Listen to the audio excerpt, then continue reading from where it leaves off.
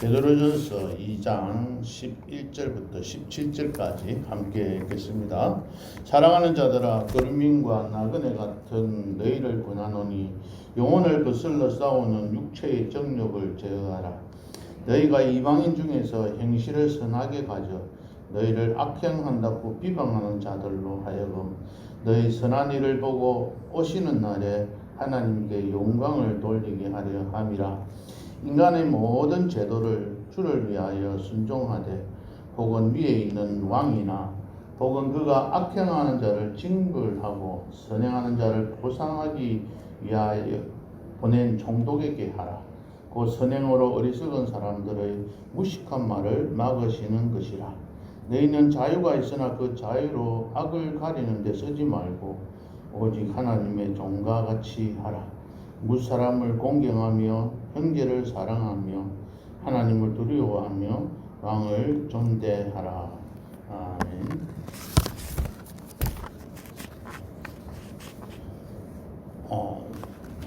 보통 요즘에 인문학 강의하는 걸 들어보면 Who am I?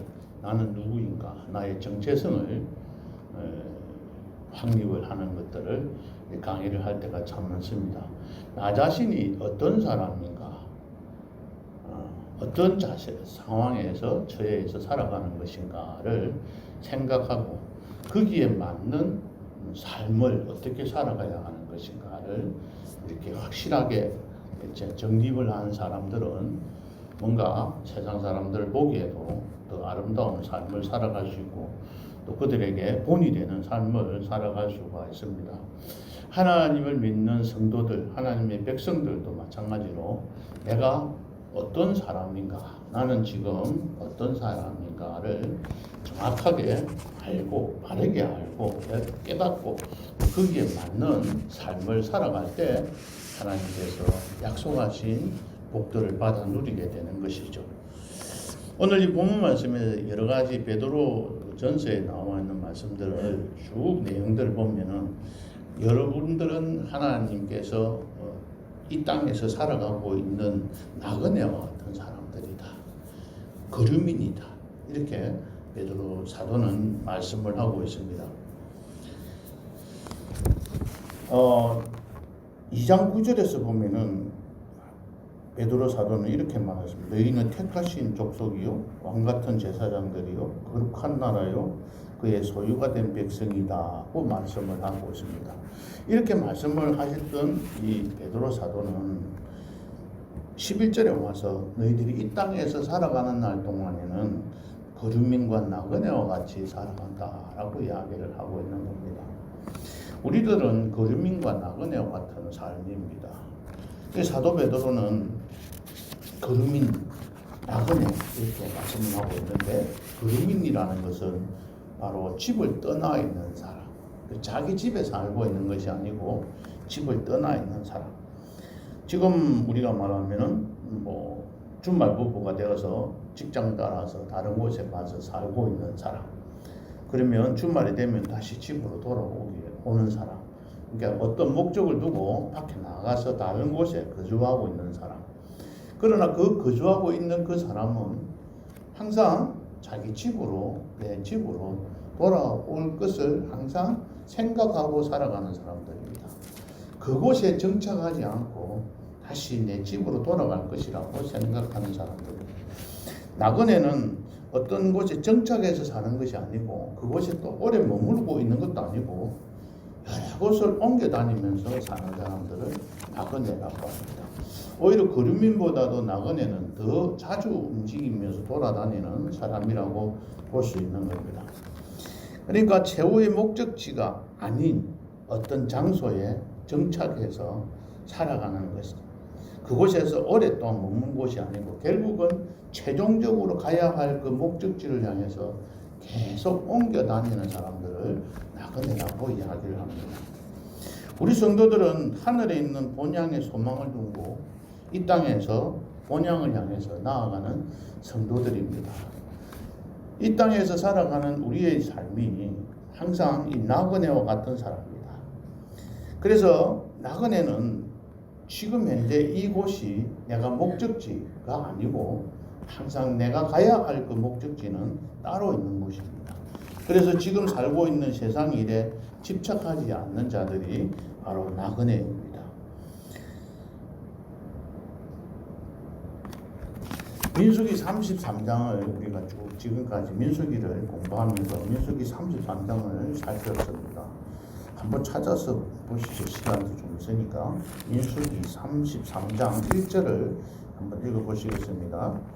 민수기 33장 1절 구약성경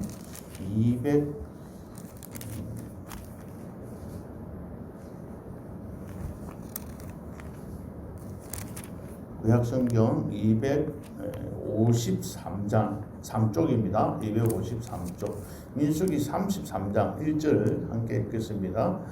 모세와 아론의 인도로 대오를 갖추어 애굽을 떠난 이스라엘 자손들의 노정은 이러하니라.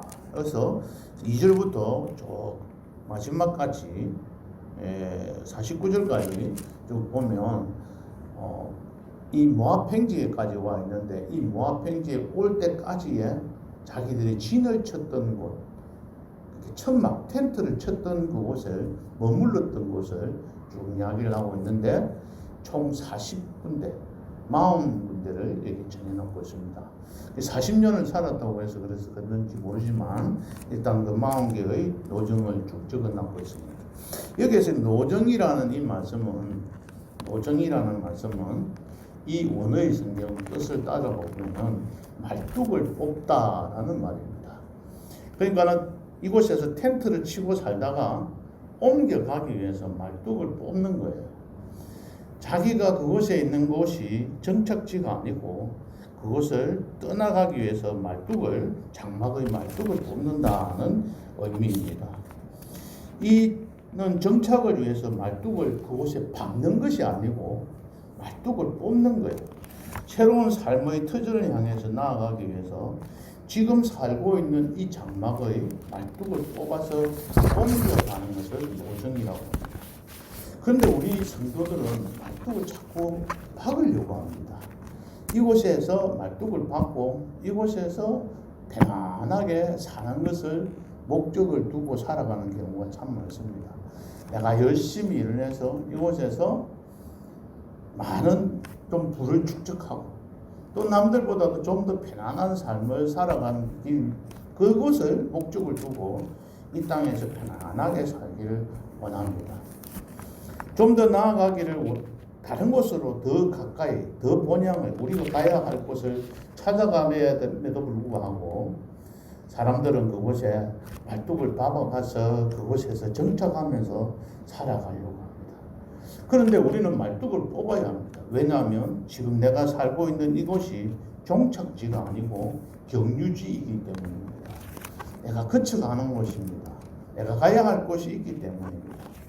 가야 할 곳이 있는 사람이 이 현 상황에 지금 짓고 살고 있는 이곳을 애착을 가지면서 이곳에다가 자꾸 돈을 많이 투자를 하고 집을 리모델링을 또 하고 내년에 이사를 갈 사람이 집에 또다시 리모델링 하는 것과 같은 형태로 살아가는 것이 일반적으로 성도들의 삶입니다. 저 역시 마찬가지로 이 땅에서 그냥 하나님 앞에 나중에 마지막 하나님 앞에 가는 날이 있더라도 그때는 그때고 지금의 이제 이 상황에서 좀 더 편안하게 좀 더 호의호식하면서 누리면서 살고 싶어하는 것이 인생들입니다. 그리스도인들이라고 하면서도 항상 여기가 좋사오니 주님 여기에다가 초막셋을 짓고 여기서 영원토록 삽시다 라고 이야기하는 그 제자들과 똑같은 모습으로 살아가고 있습니다. 히브리서에서는 히브리서 기자는 또다시 여러 가지로 이 나그네에 대해 삶에 대해서 말씀을 하고 있습니다. 히브리서 11장 13절을 한번 보시겠습니다. 조금 앞으로 넘기시면 히브리서가 나오죠. 야고보서 앞에 히브리서 11장 13절을 한번 보시겠습니다. 히브리서 11장 13절을 보면은 내가 땅에서는 하반절에 외국인과 나그네임을 정언하였으니 있습니다. 그리고 14절을 보시면은 그들이 이같이 말하는 것은 자기들이 본향 찾는 자임을 나타냅니다. 그러니까 이곳에서 우리는 외국인과 나그네의 삶을 살아가고 있는데 바로 본향을 찾는 자라는 것이죠. 그래서 15절에 계속해서 나옵니다. 그들이 나온 바 본향을 생각하였더라면 돌아갈 기회가 있었으려니와.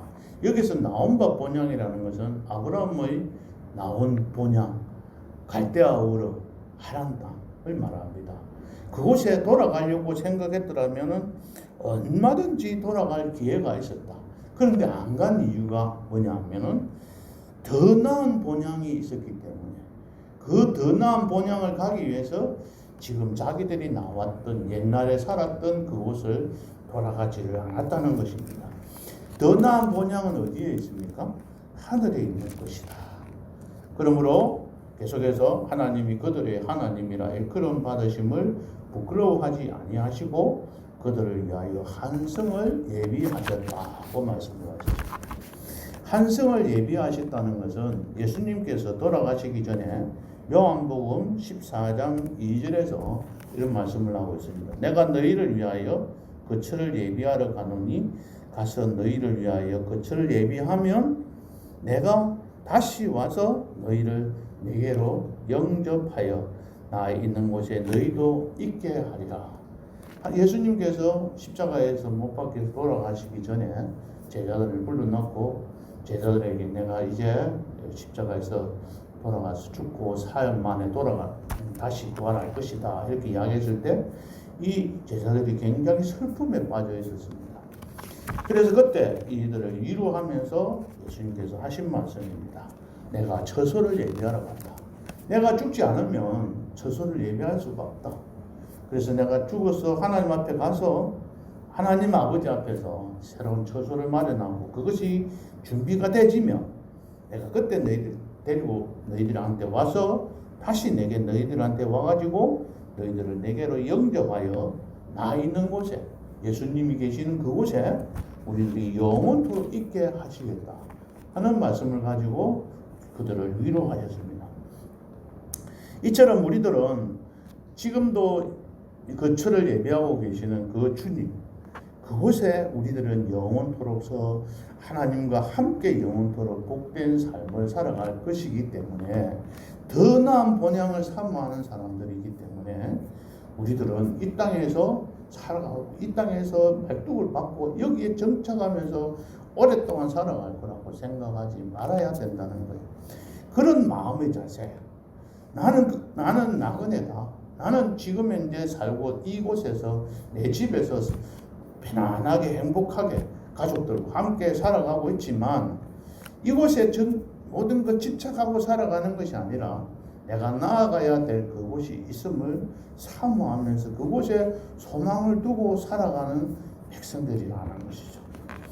이 생각을 갖고 있는 사람들은 이런 마음들을 갖고 있어야 이 땅에서 생기는 우리 개인적으로 세상의 일 때문에 마음이 아파하거나 내가 물질이 좀 더 부족하다고 해서 그 물질 때문에 부족함을 느끼면서 좀 더 남들보다도 더 많이 가질 수 없을까 하고 고민, 막 머리를 싸매고 애를 쓰고 살아가는 것이 아니라 그것은 모든 그런 것들을 집착하지 않고 살아갈 수 있음을 우리들이 깨닫게 되는 것이죠.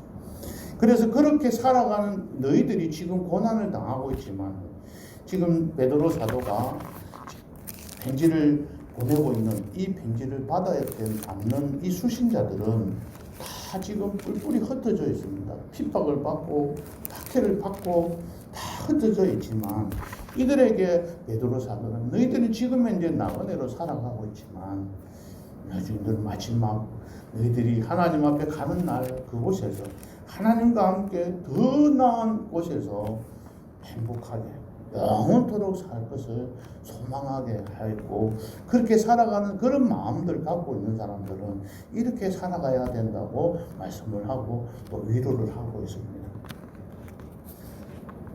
찬양곡 본향을 향하네라는 찬양곡이 있습니다. 김두한 작곡자가 작곡한 노래인데 본향을 향하네라는 그 찬양곡을 보면은 그 가사가 이 세상 나그네 길을 지나는 순례자 인생의 거친 들에서 하룻밤 머물 때 환란의 굳은 비바람 모질게 불어봐도 천국의 순례자는 본향을 향해서 나아간다.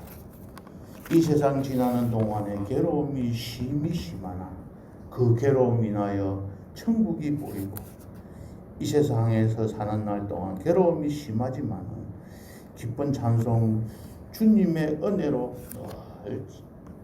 하나님 앞에 찬양하며 나아갈 수 있다는 찬양곡을 저희들이 잘 알고 있습니다. 우리는 본향을 향해서 나아가는 자들입니다. 이 땅에서 힘들고 어려운 일이 있어도 견디고 참고 또 기쁨으로 나아가야 합니다.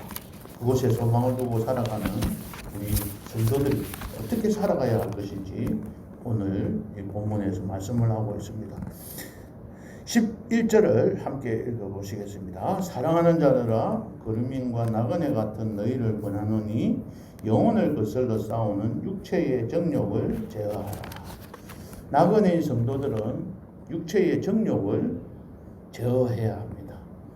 이 육체의 정욕이라는 것은 방금 쭉 말씀을 드렸습니다만은 이 세상에서 내가 좀 더 편하게, 좀 더 복되게, 좀 더 뭔가 누리고 살아가고 싶어 하는 그 욕망들을 말합니다. 그 모든 것들을 말합니다. 내 자녀들은 다른 집의 자녀들보다 좀 더 잘 키우고, 나의 집은 좀 더 다른 집보다 좀 더 예쁘게 또 꾸미고, 또 우리 남편이 또 우리 가정의 모든 직장의 부도 또 그렇게 잘 되고, 모든 것이 다 잘 되기를 바라는 그 마음들을 여기서 육체의 정욕이라고 하는 겁니다. 하나님 밖에서 만족을 얻으려고 하는 인간의 모든 욕구와 욕망들을 이 육체의 정욕이라고 말을 하는 것입니다. 이 육체의 정욕은 영혼을 거슬립니다. 자꾸 영혼과 대립이 되어서 싸워가는 것이죠. 그런데 여기서 참 재미있는 말씀 하나가 제어하라는 말씀이 있습니다. 제어한다는 것은 그것을 완전히 없애라는 뜻은 아닙니다. 이것을 컨트롤하라는 거예요. 이 마음을 완전히 없애버리고 살면은 이 땅에서 살아갈 수가 없잖아요. 이것을 제어하라고 했습니다. 좀 더 통제해라, 그만두라, 삼가라. 10번 생각할 거를 한두 번만 생각해라. 이런 뜻으로 말씀을 하고 있는 거예요. 그게 안 되면은 100으로 완전히 이걸 가지고 살아가지 말라고. 영어로 표현된 거를, 저 영어 발음이 안 좋아서 영어 발음은 잘 말씀을 안 드리겠습니다. 이것을 해석하는 글을 보니까 참 더 깊은 뜻이 있습니다. 이 영어로 된 표현을 그대로 해석하면 자기가 좋아하는 것이 있는데 자기가 그 좋아하는 것을 어떤 이유로 그만두는 걸 말합니다. 포기하는 걸 말합니다. 내가 막 하고 싶은 일이 있는데 그 일을 어떤 일 때문에 그만두는 거예요. 그러니까 우리가 이 땅에서 살면서 내가 하고 싶어하는 욕심, 내가 챙기고 싶었던 것들이 참 많은데, 하나님 앞에 그 본향을 나아가는 우리 성도들이기 때문에 그 나아가는 그 삶을 위해서, 주를 위해서 포기하는 거예요. 자제하는 거예요. 그렇다고 해서 그것을 완전히 뿌리 뽑아서 없애버리라는 것이 아니라 제어하라는 거예요. 자동차가 달려가는데 자동차가 120, 140, 180 가만히 놔두면 마음대로 달려가는 그것을 브레이크를 밟아라. 그 욕심들을 좀 더 통제를 해서 자기들이 잘 갖고 가라는 겁니다. 자기가 좋아하는 것을 우리들은 그리스도인이기 때문에 멀리하고 상갈 줄 아는 그런 사람들이 된다. 그렇게 내가 나그네이고 내가 거류민이라는 것을 생각할 때 내 자신을 끌어가는 사람입니다. 나는 본향을 향해 나아가는 사람이라고 생각하면 내 육체의 정욕을 제어할 수가 있는 겁니다. 육체의 정욕을 제어할 줄 아는 사람이 바로 그리스도인인 것이죠. 이렇게 하지 않고 자기 욕심대로 생각하고, 내가 화가 나면 내 화가 나오는 대로 막 그냥 생각나는 대로 막 터뜨리고 내 기분대로 내 하고 싶은 대로 다 해버리는 것이 삶이 그리스도인이 아니라는 거죠. 그리스도인들은 육체의 정욕, 육체의 어떤 욕심, 육체의 어떤 행동들을 다 컨트롤할 줄 알아야, 제어할 줄 알아야 된다. 왜냐하면 더 나은 본향이기 때문에 그것을 향해서 나아가는 일에 최선을 다하고 그 일에 더 1번으로 최우선으로 두어서 그 일에 봉사하고 헌신하고 함께 이렇게 생활해요. 남이 할까 싶어가지고 먼저 와서 그 일에 뛰어드는 성도들이 그렇게 많이 있다면 우리 모든 성도들이 그런 마음으로 살아간다면 우리 가정에 있는 일들 다 제껴놓고 내가 교회 일에 내가 1번으로 가서 일을 해야 돼요. 다른 사람보다 내가 더 많이 봉사하고 헌신해야 되겠다는 그런 마음들을 갖고 살아간다면 우리 교회도 더욱더 크게 다시 회복되고 부흥되리라고 생각합니다. 두 번째로 말씀하고 있는 것이 12절입니다. 왜 이렇지? 2장 12절 함께 읽겠습니다. 너희가 이방인 중에서 행실을 선하게 가져 너희를 악행한다고 비방하는 자들로 하여금 너희 선한 일을 보고 오시는 날에 하나님께 영광을 돌리게 하려 함이라. 13절 인간의 모든 제도를 주를 위하여 순종하되 혹은 위에 있는 왕이나 혹은 그가 악행하는 자를 징벌하고 그 선행하는 자를 보상하기 위하여 보낸 종독에게 하라. 12절에 있는 말씀만 보겠습니다. 12절의 말씀이 주된 말씀입니다. 오늘 본문 읽었던 이 말씀 중에 참 주된 말씀이 선한 행실을 해라 가지라. 왜? 주를 위해서, 하나님께 영광을 돌리기 위해서 선한 일을 하라고 해서 선한 일을 해라.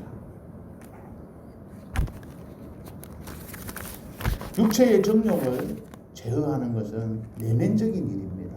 내 마음에 내가 육체의 정욕을 제어했는지 안 했는지는 다른 사람은 잘 모릅니다. 내가 스스로 내 자신이 내 마음에 컨트롤하는 문제입니다. 내면적인 문제예요. 외형적으로 나타나는 것은 바로 선한 일을 하는 것입니다. 선한 일을 해서 적극적으로 다른 사람에게 표시를 하는 겁니다. 그런데 이 선한 일을 누구에게 하느냐면은 오늘 이 말씀 보니까 이방인들에게 하는 거예요. 그런데 이방인 중에서도 예수 안 믿는 사람 중에서도 너희를 악행한다고 비방하는 자들에게 하라. 이 악행한다고 비방하는 자들, 우리들 보고 악행한다고 비방하는 자들, 그 당시에 초대교회 성도들에게 악행한다고 비방하는 자들, 이 말은 무슨 말일까요? 그 당시에 예수 믿는 사람들이 만나면 성경에 보면 이렇죠. 거룩한 입맞춤으로 인사해라. 그런 말이죠. 그래서 성도들이 만나면 입맞춤을 했어요. 입을 맞추어서 인사를 했대요. 지금 우리가 만약에 우리나라에서 그렇게 인사했다면 난리가 나겠죠. 그 당시에도 그 사람들을 보고 입맞춤으로 인사를 하니까 근친상간을 하는 사람, 하나님 나라의 그리스도인들은 근친상간하는 사람들이다. 이렇게 비방을 한 거예요. 그리고 예수 믿는 사람들이 성찬식 할 때 뭐 어떻게 했습니까? 떡과 포도주를 마시면서 뭐라고 했어요? 떡을 먹으면서 이거는 내 몸이니, 몸을 먹는 거예요. 인육을 먹는 사람들이다. 이렇게 비방을 한 겁니다. 그 다음에 뭘 했습니까? 포도주를 마시면서 이는 내 피니라, 피를 마시는 거야. 그래서 그 주변에 있던 사람들이 지금 같으면은 대개가 이 기독교의 어떤 이 예식들을 아니까 그런 말을 안 하지만 그 당시에 있는 사람들이 사람의 고기를 먹고 동물의 피를 먹는 집단이라고 놀렸던 겁니다. 그렇게 비방을 한 거예요. 그리스도인들은 그들의 추행 때문에 미움을 받았다라고 말을 하고 역사학자들이 써놓기도 했습니다. 이런 가운데에서도 이런 비방을, 그러니까 애매하게 우리가 생각할 때 도저히 이해가 안 되는 소리를 하고 있는데 그런 말을 하는 사람들에게도 너희들이 가서 떼들고 싸우지 말라고요 합니다. 16절 한번 읽어보시겠습니다. 16절 너희는 자유가 있으나 그 자유로 악을 가리는 데 쓰지 말고 오직 하나님의 종과 같이 하라. 이 말씀이 저는 처음에 중간에 엉뚱하게 이런 말이 끼어져 있을까 이 생각을 했어요. 그런데 이 말이 무슨 말이냐면 너희가 자유가 있다. 자유로운 하나님 안에서 자유를 얻은 사람들이고 얼마든지 자유를 누리는 그런 민주 시민이다. 그런데 그 자유로 악을 가리는 데 쓰지 말라. 이 말이 처음에 이해가 안 돼서 한참 동안 보는 중에 너무 감사한 거예요. 이 악을 가린다는 말은 너희들 보고 악행한다라고 이야기들 비방하고 있는 그 말을 듣고 그 악행을 가린다. 너희들이 악행한다고 하는 그 악행을 가리는 데 쓰지 말라. 다시 말하면 너희들이 악행하지 않았다고 내가 변명하면서 다른 사람의 변론을 하지 말라는 거예요. 그 변론하는 자유를 누리지 말라는 거예요. 그래서 어떻게 하라고? 하나님의 종과 같이 그냥 가만히 종처럼 살아라는 거예요. 그 선한 일이 무엇이냐면 오늘 13절, 14절, 15절에 나와 있는 말씀처럼 인간의 모든 제도를 주를 위해서 순종하라는 거예요. 왕에게도 순종하고 정독에게도 순종하고 모든 제도에 순종하라는 거예요. 이 제도가 뭐냐면 그 당시에 예수 그리스도를 믿는 신자들을 박해하는 그 제도를 순종하라는 거예요. 그걸 따르라는 거예요. 너희들을 박해하는 그 왕에게 순종하면서 나아가라는 거예요. 그 총독에게 나아가라고 하는 거예요. 그러니까 거기에 대항해서 싸우고 내가 악행을 행하지 않았다고 나를 비방하고 나를 갖다가 이상한 사람으로 치부를 하더라도 변론하지 말고 그 사람들에게 너희가 선한 행동을 펼쳐나가라는 거예요. 도저히 있을 수가 없잖아요. 나를 못 살게 구는 사람, 나에게 해를 끼치는 사람에게 내가 그 사람에게 잘하면서 더 선을 행하면서 나아간다는 것은 있을 수가 없네요. 도저히 행할 수가 없습니다. 그 자유로 내가 변명하고 변론을 해서 나는 정당하게 바르게 살아노라고 이야기하는 것조차도 하지 말라고 하나님께서 말씀을 하고 계십니다. 우리는 나를 괴롭히고 나에게 해를 끼친 사람은 어떻게 하든지 그 사람한테 복수를 해요. 내가 편안하게 살고 어떻게 하든지 말로서 내가 좀 당했던 사람이 있으면 내가 다시 말로 가지고 그 사람한테 어떻게 하면 복수를 할 수 있을까 그 고민하면서 내가 왜 그 말을 못했을까 싶어가지고 밤에 잠을 자지도 못하고 끙끙 앓아본 경험이 여러분들도 아마 있었으리라고 봅니다. 내가 그때 그 말을 해가지고 그 사람한테 탁 한번 쏘아붙였으면 내가 확 기분이 편해졌을 텐데 지금 그 말을 못해가지고 내일 만나면 당장 한마디 해야 되겠다. 쏘아붙이고 이런 생각들을 갖고 살아가는 우리들에게 하늘나라의 본향을 두고 살아가는 사람들은 변명하지 말고 변론하지 말고 그래 하고 그 사람들에게 오히려 더 선한 일을 행해라. 그렇게 할 때 8절에 나와 있는 것처럼 자꾸 12절에 나와 있는 것처럼 예수님께서 오시는 날에 하나님께 그들이 영광을 돌리게 너희가 선한 일을 보고 그들로 하여금 그것을 하나님 앞에 영광을 돌리게 우리가 하나님 앞에 영광 돌리는 것은 계속 하고 있잖아요. 그런데 그때 심판날에 나를 비방하던 그 사람들이 예수 믿는 사람 역시 다르네. 역시 그렇게 살아가는 것이 승리하는 것이네. 야 선으로 악을 이기네 정말로 하면서 인정해 주는 그것이 바로 하나님께 영광 돌리는 것이죠. 우리가 하나님 앞에 영광 돌린다고 생각하는데 12절에 이 말씀을 쭉 읽으면서 감사한 거예요. 너희들을 악행하다고 비방하는 그 자들로 하여금 하나님께 영광을 돌리게 하라는 거예요. 그걸 할 수 있는 방법이 바로 선한 행실을 하는 것입니다. 총독에게, 우리 교회 같은 목사님에게, 장로님에게, 권사님에게, 이웃에, 우리 모든 성도들에게 다 선행을 베푸는 그런 사람이 되어야 한다. 그렇게 하면 15절에 보면 선행으로 어리석은 사람들의 무식한 말을 막을 수 있다는 거예요. 그 무식하게 우리를 비방하는 이 말이 너희들 건진상간하지, 사랑고기 먹지, 동물의 피 마시지 라고 비방하는 그 사람들의 그 무식한 말을 막게 만드는 방법이 내가 변론하지 않아도 내가 선한 일을 행함으로 그 일을 이룰 수 있다는 것을 쭉 말씀하고 계십니다. 12절, 13절, 14절, 15절에 이 말씀, 16절까지 있는 말씀들이 다 이와 같은 이것이 하나님의 종이라는 것. 이렇게 살아가는 자들이 하나님의 종이라고 말씀을 하고 있습니다.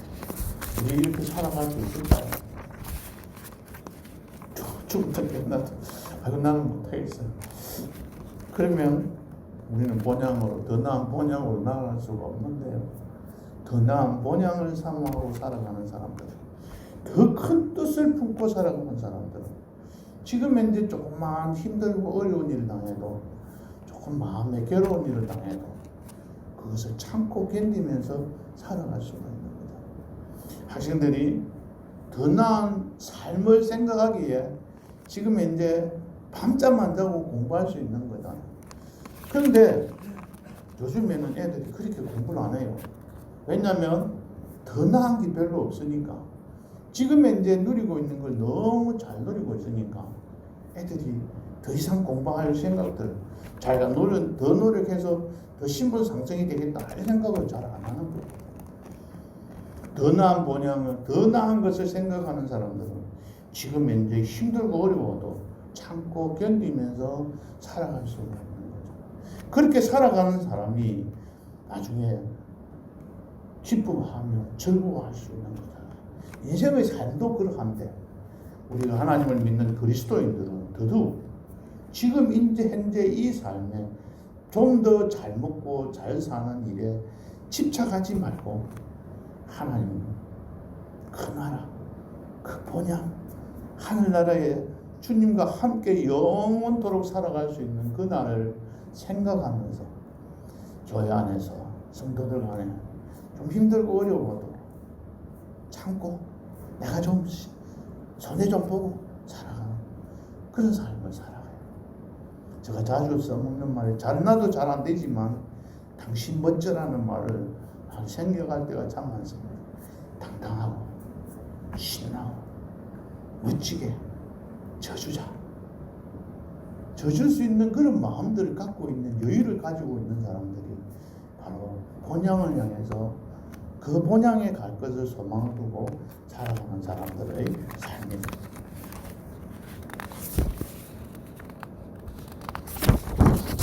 말씀을 맺겠습니다. 우리는 그 안에서 자유인답게 살아갑니다. 오늘 여기 보니까 15절이었죠. 16절이었죠. 너희는 자유가 있으나 그 자유로 악을 가진 데 쓰지 말고 오직 하나님의 종과 같이 하라. 이게 자유인답게 살아가는 사람.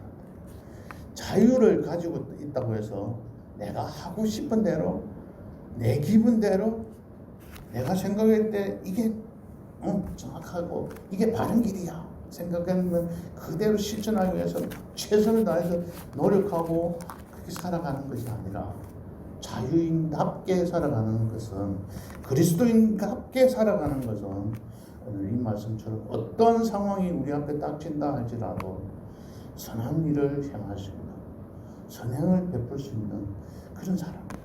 그 선행을 베풀 수 있는 사람은 어떤 사람입니까? 17절에 결론입니다. 무사람을 공경하며 형제를 사랑하며 하나님을 두려워하며 왕을 존대하라. 다른 말로 말하면 그런 하나님의 나라, 더 나은 본향을 사모하면서 살아가는 사람들은 무사람을 공경합니다. 형제를 사랑합니다. 하나님을 두려워합니다. 왕을 존대합니다. 무사람, 이 땅에 있는 모든 사람들을, 내 주변에 있는 사람들을 공경한다. 이 공경한다는 말이 언어의 뜻으로 이런 말입니다. 같이 가치나 가격을 높이 평가하라. 다시 말하면 내가 어느 집사님을 어떤 사람을 내가 공경한다는 것은 그 사람이 그 상대방이 나보다도 더 가치로운 사람이다 라고 인정해 주는 거죠. 나는 50원짜리 밖에 안 되는 사람인데 저 사람은 100원짜리 사람이야 라고 인정해 주고 높여주는 것이 공경하는 것이 내 주변에 있는 사람들을 나보다 낮게 여기지 않는 거죠. 저는 이 생활이 참 잘 안 됩니다. 어디든지 보고 저 사람이 단점을 좀 찾아가지고 그 단점을 콕 찍어서 너는 이런 사람이야. 그러니까 너는 나보다 못한 사람이야.